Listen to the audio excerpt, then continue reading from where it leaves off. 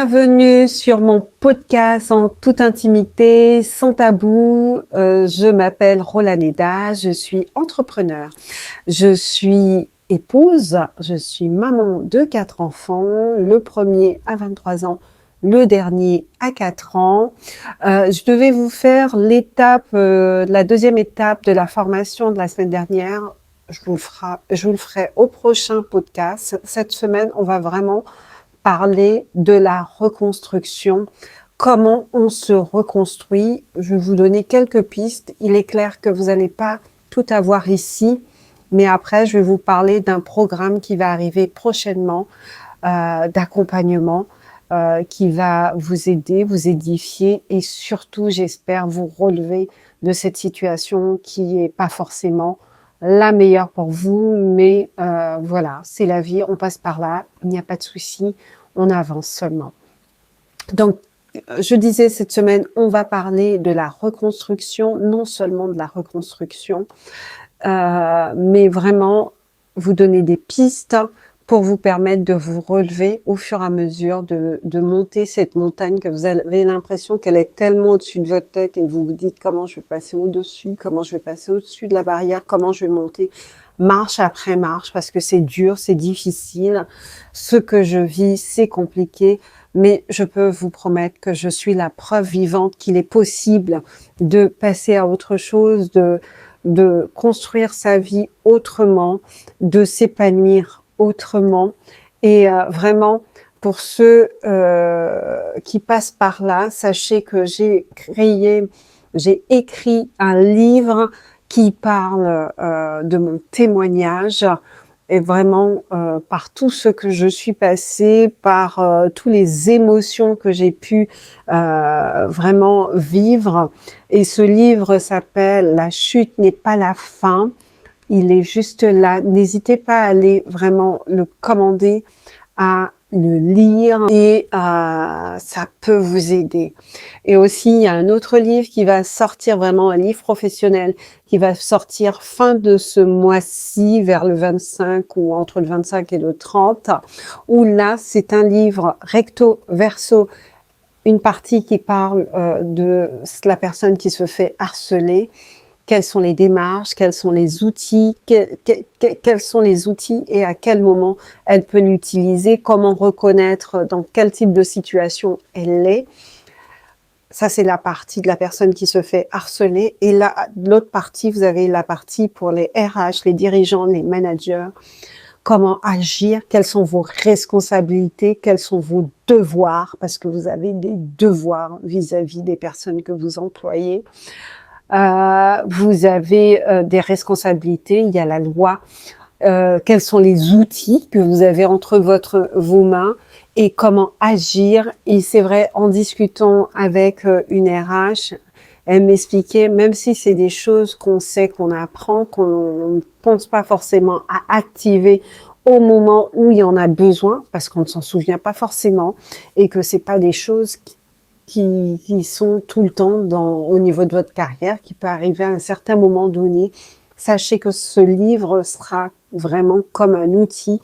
Et le fait, j'aurais pu partager les deux parties, mais il est important de savoir, pour la personne qui a été harcelée, comment fonctionne la partie RH, employé, et la partie direction RH. Qu'est-ce que la personne qui a été harcelée vit? Quels sont les outils qu'elle a, hein, et de savoir aussi de votre côté quelles sont vos responsabilités et au milieu de tout ça, c'est l'humain qui doit primer, c'est l'humain qui doit être sauvé. Quels sont les dégâts que l'entreprise, que le manager toxique peut faire sur une personne harcelée et vraiment être dans quelque chose de construction et surtout d'avancer ensemble et que les choses avant peut-être qui étaient mises sous le paillasson, moi j'en ai fait une mission, je suis désolée. S'il y a une chose que vous allez entendre sur Internet, en tout cas, ma voix doit compter pour les personnes qui ne parlent pas, qui sont dans le silence et qui sont en train de se demander est-ce que c'est pas moi le problème? Ah ben, j'aimerais te dire à toi que je suis en train de parler, ce n'est pas toi le problème et que il y a des façons de faire et qui n'ont pas été faites correctement, mais tu as des outils pour t'en sortir. Et là, on va parler de reconstruction. La reconstruction part de l'effet de faire un état des lieux. C'est ce que j'expliquais sur ma formation de la semaine dernière, sur mon podcast de la semaine dernière. L'état des lieux est important de savoir d'où est venu le problème et quel a été le processus. Et là, je vous parle de la reconstruction car j'ai construit un programme de A à Z, vraiment d'accompagnement, comment s'en sortir et vous donner tous les outils pour au moment où il faut les utiliser, un accompagnement, comment se relever, qui va vraiment vous aider à comprendre et à analyser et à vous donner une voix de pouvoir vraiment parler, de pouvoir parler à une personne qui a vécu les mêmes choses que vous et j'en suis sortie de là. Vraiment, il a vraiment que j'aille chercher à l'intérieur de moi. Et ça, je veux vraiment pouvoir vous le partager et vous dire que c'est possible. Cette reconstruction passe par la volonté, passe par une organisation, passe par, comment dire ça, mettre une organisation de vie autour de soi. Chaque matin, je me lève, je fais quoi? Parce que il y a tellement de pensées, de choses négatives, d'émotions. Aujourd'hui, je suis là, demain, je suis là, demain, je suis tellement bas que j'ai juste envie de rester dans mon lit. J'ai juste envie de rester devant la télé à rien faire. J'ai juste envie qu'on ne me parle pas. Comment je fais pour passer à toutes ces sentiments, ces choses qui passent par ma tête pour pouvoir m'en sortir? J'aimerais te dire, il est possible et crois-moi, si moi je m'en suis sortie, c'est que j'ai mis des choses en place. Je vais juste parler comment j'ai fonctionné dès que j'ai mis les choses en place, que j'ai confié ma situation à un avocat. Derrière, ce que j'ai fait tout de suite, vraiment tout de suite, ce que j'ai fait, c'est vraiment, j'ai cherché une formation en ligne que je pouvais faire et chaque matin, j'avais une façon, une méthodologie, une organisation où je savais qu'à telle heure, il fallait que déjà que quand vous êtes dans cette situation, je me douche, je me prépare comme si j'allais travailler, j'installe mon ordinateur, je fais ma formation de telle heure à telle heure, je mange, parce que j'ai eu une période aussi où je mangeais pas. Et j'ai vraiment pris cette formation pendant 3-4 mois et je l'ai fait à fond. Et ça m'a permis déjà de me projeter, d'avoir un projet professionnel. Je savais que je voulais entreprendre dans la formation puisque c'était mon métier depuis quelques années. Et j'ai vraiment fait ce travail. J'ai créé mon projet.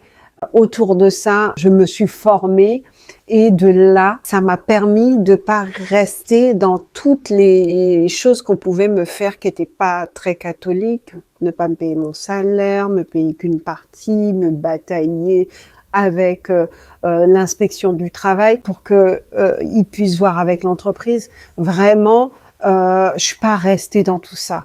Je les ai vécus tout au long. Mais j'ai mis une organisation, j'ai mis un rythme qu'il fallait pas que ça m'atteigne, même si je vivais avec, c'était difficile parce que c'est un poids moral, physique, mental qui est compliqué. Et voilà mon organisation, ça a été la première partie. La deuxième partie, je me suis mis confectionner des bijoux. Je savais pas que j'en étais capable.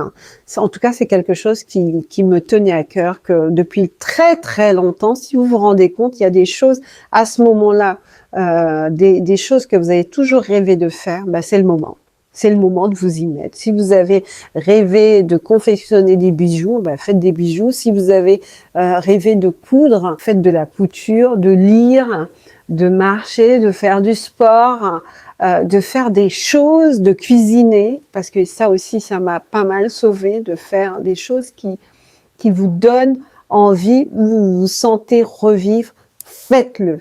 Et moi, j'ai eu cette période aussi de faire des bijoux et la période où j'ai écrit aussi, parce que j'ai toujours eu des livres de projets et c'est vrai que cette reconstruction est vraiment passée par là, par toutes ces petites périodes où j'ai fait des choses qui me sortaient de ma réalité juridique, ma réalité où il fallait réexpliquer, encore réécrire, parler encore, voilà, il m'est arrivé ça, mais j'avais ma routine de vie qui faisait que je respectais cette routine pour m'aider à m'en sortir. Et par ça, ça m'a aidé à me reconstruire. C'est pour ça que je dis vraiment, vous avez des choses que vous avez envie de faire, faites-le dans cette période-là. Ça va vous aider.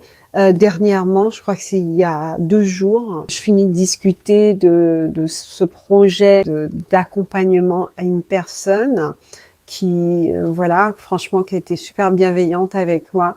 Et j'ouvre mon TikTok et je vois une personne mais complètement en détresse, mais une détresse. Et c'est pas la première personne que je vois au niveau des réseaux sociaux. Il y en a une qui m'avait marqué énormément, qui venait sur la plateforme pour pleurer après une journée difficile. Non, vous avez vraiment besoin d'accompagnement, que ce soit médecine du travail, que ce soit psychiatre, psychologue ou accompagnement tout court. Moi, c'est ce que je vais vous proposer là, c'est vraiment un accompagnement avec beaucoup de bienveillance par rapport à tout ce que j'ai pu vivre, vraiment faire quelque chose qui puisse vous amener de ce que vous êtes aujourd'hui, comprendre et agir, les outils. C'est ce livre professionnel que j'ai écrit. Je vais vous donner tout pour que vous puissiez poser vos pions au fur et à mesure et derrière, reprendre confiance en vous. Il est possible de se relever. Quelles sont les choses qui vous font avancer, des exercices, des choses qui vont vous aider vraiment, ce qui m'a servi en fait. Et je vous disais, moi ça me marque, mais vous ne pouvez même pas imaginer quand je vois une personne en détresse et qui prend sa caméra, sûrement elle a trouvé que ça pour l'aider, pour décharger et j'imagine le nombre de personnes qui n'en parlent pas et qui ne disent rien. J'ai un homme qui a lu mon livre, qui m'a envoyé un message. Ça n'a pas été le seul, mais ça m'a marqué parce que c'est un homme et qui disait que tout le monde aimait cette responsable, mais moi, j'étais le mouton noir. Et en lisant ton livre, j'ai compris que c'était pas moi le problème. C'est ça qu'il faut comprendre, analyser, comprendre quelles sont les étapes et quand ça devient répétitif, ça s'appelle de l'harcèlement. C'est clair, net et précis, il faut mettre un mot dessus et c'est là qu'il faut vraiment se relever. Et se relever, bah, c'est pour vous, parce que vous n'êtes pas appelé à rester dans ça. C'est pour votre famille, bah, vous êtes juste une belle personne et que cette belle personne doit juste continuer son chemin et doit avancer. Et ça doit devenir une force. Cette période est devenue une force pour moi. Et ça, je veux pouvoir vous accompagner et vous faire comprendre que la période que vous avez vécue deviendra une force. Et pour qu'elle puisse devenir une force, c'est d'aller chercher au plus profond de soi. Et moi, ma foi, mes valeurs m'ont aidé, mais de proclamer de bonnes choses parce que vous avez entendu de mauvaises choses et ces mauvaises choses ont impacté votre cœur, votre identité. Et tout ça, il faut vous renouveler et ce renouvellement passe par de l'accompagnement, passe par une aide extérieure qui a vécu ça. Et vraiment, moi, là, ce que je veux faire, c'est vraiment, comme j'ai dit, une mission de vie. Le fait d'avoir pu intervenir dans une classe à l'international, de pouvoir intervenir dans des entreprises et de pouvoir faire des formations de sensibilisation de l'harcèlement, d'en parler, de faire des lives. Je me rends compte que c'est vraiment une mission de vie. C'est une mission qu'il faut que je ramène et d'autres personnes à pouvoir dire, OK, j'ai vécu ça, mais je suis pas appelée à rester dedans. Et tout ça, au niveau de l'accompagnement, je vais vous l'expliquer et je vais vraiment détail après détail, mot après mot, poser vos mots, les lire surtout, vont vous aider à avancer et à savoir quelle est votre mission sur cette terre, quelle est votre destinée et à passer à autre chose tout simplement. Parce que la vie, elle est bien, il y a le soleil, voilà quoi. C'est comme moi, j'ai mis mon foulard comme si j'étais à la mer, mais non, je suis pas à la mer, je suis dans mon bureau. C'est vraiment ça. Donc, ce que je te propose déjà, c'est de passer à l'action. Si tu vis cette situation, écris-moi en DM, écris-moi en commentaire et d'aller sur mes pages Rolaneda, que ce soit sur TikTok, sur Instagram, sur Facebook, de m'écrire. Sur Instagram, il y a un lien qui va te ramener à prendre rendez-vous avec moi. Déjà de découverte de 20 minutes et après par la suite avoir les modalités d'accompagnement. Et vraiment, je dis toujours dans mon association, ensemble, on est plus fort. Et effectivement, ensemble, on est plus fort. Je te tends cette main et sache que tu n'es pas appelé à rester dans ce que tu vis. Et demain sera un autre jour. Et je te le souhaite du plus profond de mon cœur. Donc, merci de m'avoir suivi. C'était Rolaneda sur mon podcast en toute intimité, sans tabou. On n'oublie pas de s'abonner, de mettre un like, de mettre un j'aime, de partager à une personne qui en a besoin, de partager à une personne qui accompagne une autre personne qui est dans cette situation, de tendre la main.